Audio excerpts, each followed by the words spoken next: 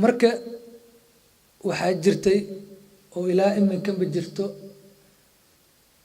niman mashaayikh ah ee ardada iyo xerta bara qaabkay ugu xiri lahayn ilaahay subxaanahu wa tacaala qofka ma joogi karo mana wadadii istiqaamo iyo toosnaan midna ma heli karo ilaa uu helo sheekh wadada saxda ku toosiyo una sheego waxan baa ilaahay raalli ka yahay waxaana ilaahay raalli kama aha dabeetana markuu wadadaas qaado buu qofkii maqaam sare heer sare gaaraya haddaan la helinna qofkii keligii meel iskuma gaarsiin karo shuruudaha laga rabane horaan uga soo muxaadarooyinkii hore baa looga soo hadlay waxaana ka hadlay khayr allah si sheekh weli sheekh maxamed xasan naabul caamka baa mowduucaasoo faahfaahsan ka hadlay in hadda ku laabto ma rabi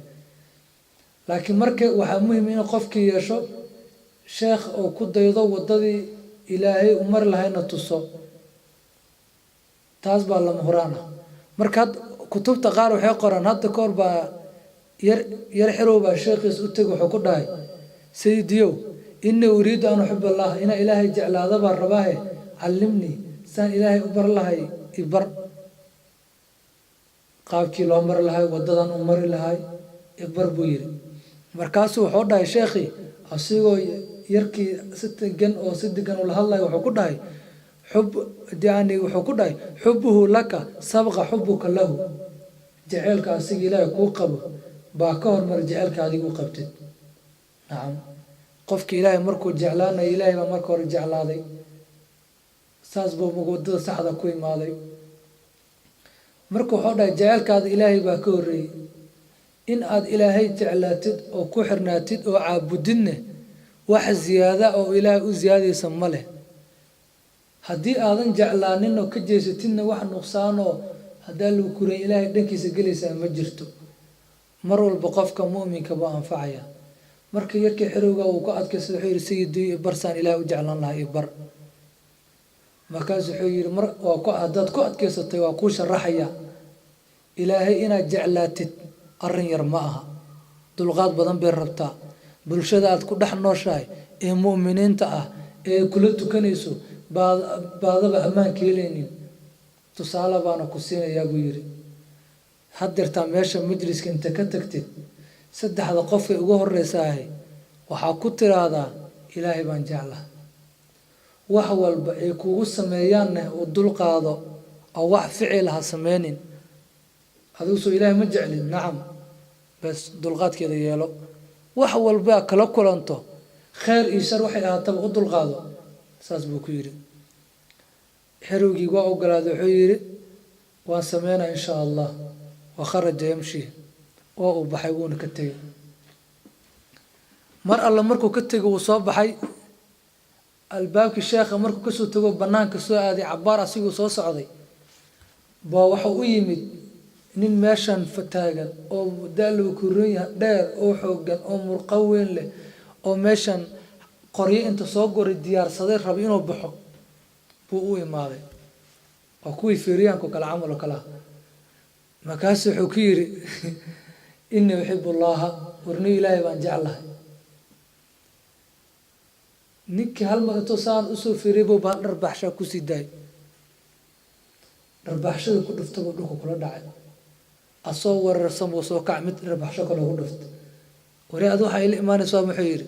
alaabtan iqaad qoryahan iqaad iyo xamaal soco waxaas dambe yaana kaa maqale haddaa ilaa jecesha maadaa jecel ma isku heysatay maxaana kaa daba dhigi wax lagu xamaalay ninkii markii lagu xamaalo asigoo hadda cabsida ka muuqatay iyo argagaxa buu xaafadii qoryihii geeyey guri qoryihii markuu tegey oo qoryihii dhigay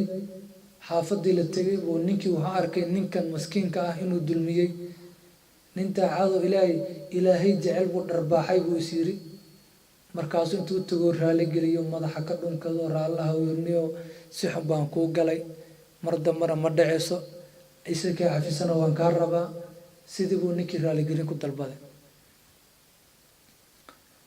waa uu soo baxay asigoo ordayoo taagan ilaahay mar markaasuu baxshay buu banaanka usoo baxay cabaar markuu socday oday waayeelba ha ka hor imaaday odaygii waayeelka ahay buu wuxuu ku yidhi inii uxibu llaah war odayo ilaahay baan jeclahay ilaahay baan jeclahay ninkii intuu iska ooyey buu iska jidbooday ilaahay maa jeceshay haa markaasuu intuu qabtay oo madaxa ka dhunkada uu salsalaamo dhaana keen xaafadii buu geeyey xoolo buu u qalay raashin buu siiyey maasha allah nin mu'mine waa ii imaado bir aad buu u weynayey habeenkii la casheeyey waa la kala jijiiftay dee anugana awal buu iska daalnay maanta nin la garaacayo hurdu la dhacay odaygana dee nin ilaahay jecel dadka ilaahay jecel maxaa lagu yaqaanaa caawa dhan salaatuleyl quraac akhris oo waraad fara badan waa lagu yaqaanaa soomaa iyo soo jeed hadduu banaanka usoo baxayba ninkan isku hurdo arkayba lugta taagay markaasuu oday wuxuu yidhi wallay bille been badanaa ninka ilaahay baa jeclay kulaa ilaahay miyaa saan lagu jeclaaday hurdadan faraha badan mani ilaahay jecel baa saan u dhaqmayo haraanti buu meesha kaga soo kaxshay ka bax buu yidhi dajaal iyo dajaalkiisa kala jira toc waa uu soo ceri anugiyo yaaban oo galabtoo dhanna la tumayay caawana haraanti ifiir lagu soo baxshay buu soo baxay asoo waddada maraayo alleela yaaban baa nin askariga magaaladii ammaankeeda iyo jawigeeda fiirinaya baa ka hor imaaday askarigii wuxuu ku dhaaway inna uxibullaaha warni ilaahay baan jeclahay askarigii ninkan saan buu u fiiriyey jirdil baa ka muuqda dhaawac baa ka muuqda duruuf baa ka muuqato rafaad baa ka muuqda warnii soo bax buu dhahay waa uu soo waday markuu soo waday wuxuu keenay meesha dadka waalwaalan lagu xiro inta gal buu dhahay markaasuu yarkii qeeliyey war askari aniga ma qeeliy aniga askari lastu majnuunan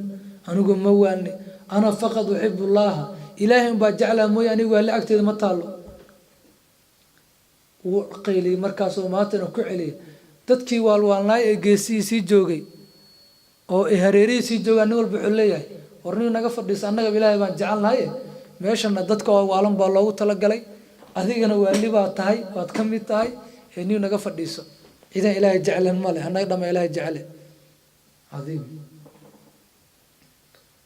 xerowgii aad buu u korbooday habeenkii meeshii dadka waalwaalnaayo bariyey habeenkii markuu meesha bariyey baa subaxii ninkii kontaroolaya xala dadkii waalnaay la keenay baa u imaaday ninkan bay is arkay marka wuxuu ku yidhi war maxaa meesha ku keenay yaa ku keenay yaa kaa mas-uul ah wuxuu dhahay saydiyo aniga ma waalni aniga waan fiyoobah ilaahay keliya baan jeclahay inaan fiyoobahayna sheekh hebel baa yaqaano nin la yaqaan baan ahay sheekhii hala keeno sheekhii loo wacay sheekhii baa loo wacay waa la keenay markaasoo arkay ninkan wax rafaad xal qabsaday markaasoo wuxuu yidhi wareedha maxaa kuu dhacay war wuxuu dhahay sheekhaygu shalay markaan kaasuu tegey nin oo da alla ku roon yahay feeryahan baa meesha kula kulmay ilaahay baan jeclahay baan dhahay waa uu garaacay gurigaba u geeyey dabeetana wuu isoo sasabay waa soo noqday oday waayeel baa iga hor yimid waa ay si fiican buu ii soo dhaweeyey markii hore aad buu ii marxabeeyey laakiin mar alla markaan gurigii sa tagnaba haraantii igu soo saaray askarigii baan is aragno waxaa ilaahay baan jeclahay askarigii waa ii soo qaado meesha dadka waa waalan oo keenay haatan meesha dadka waa waalan baa ku jirnaa markaas wuxuu ku yidhi sheekhi yaa waladii wiilkaygiiyo haadaa fii leylatin waaxida fa kayfa fii cumrika jamiican hal habeen oo keliya oo tiri ilaahay baan jeclahay baa waxaanoo imtixaan martay cimrigaadoo dhanna maxaad u malaynaysaa intanna 3 qof oo keliya baa hadda dhibkan kuu geystay inta kaloo dhan dadkao dhan maxaad u malaynay marka 3 qof baa dad kala kulanta caqabada imaa ninkii wuxuu yidhi qoryaha aruurinayay ku dharbaaxay wuxuu kuu maleynayay nin beenaala inaad tahay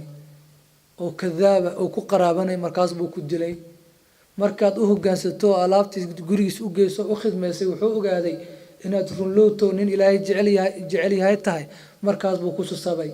odaygiina markii hore wuxuu kuu maleeyay nin wanaagsan oo daalow ku roon yahay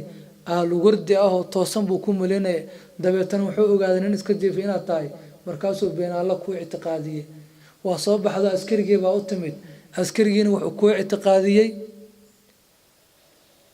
inaad nin waalan tahay nacam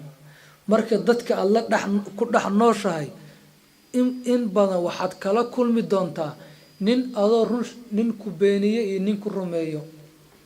labadaas keli weeyaan kan soo saddexeeya ee ugu yar ee ugu dhibka yar waxa weeyaan maxaa lagu leeyahay waa waalan yahay haddaad maanta ilaahay ku xirnaato oo wardiso oo iska digrido oo rabbigaada qalbigaada ku xirtid oo waxa ka soo hara qalbigaada ka saartid oo sida daalu ku maa fi qalbi ghayrullah ilaahay ghayrkiisa quluubtaada ka saartid oo ilaahay toos ugu xirnaatid adoo kaalmaysanaysa mashaaikhda ilaahay kugu xiraysid dhibka ugu yar ee aad la kulmi kartid oo dadka la nooshaa kala kulmi kartid waxa waa inay ku dhahaan waa waalan tahay